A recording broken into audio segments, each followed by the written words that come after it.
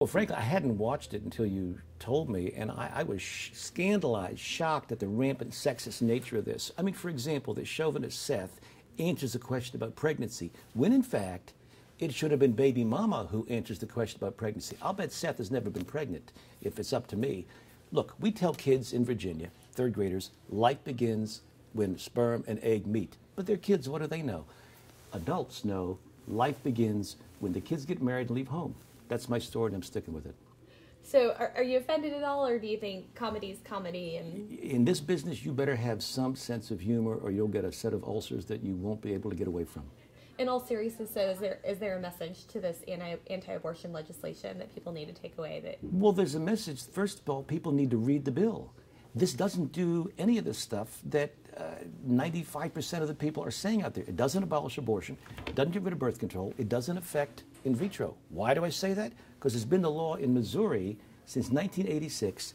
There's about 275 in vitro clinics in 59 cities, including major universities and hospitals. Hadn't stopped it.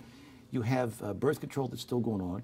You have legal abortion. The major effect on this is to say that before birth, there's a human being there, and there's a case for a wrongful death. I had a mother write me who lost a child at 33 weeks. She was distraught, one, about that. Secondly, she can't sue for losing a child. There's no recognition in the law that she lost as a person was part of her life. She wanted this little baby to be more of a part of her life, and the law says, tough lady.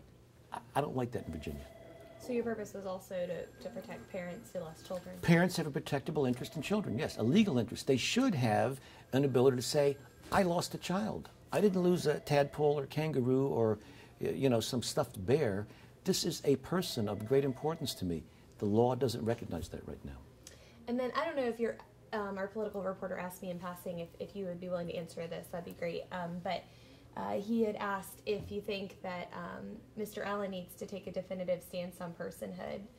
Actually, George Allen supports my House bill. It's Tim Kaine who's all over the ballpark on this. And again, he's the governor. He went to Harvard. He's a lawyer. He should read the bill. I'm a little bit scandalized at the political points he's making, rather than read the bill, assess the bill, and make a judgment after that. Don't do these little scare stories, which he's doing all over Virginia right now. But you do feel like Mr. Allen's made his stance clear? He says he supports House Bill 1. I thank him for that. Yes, I do.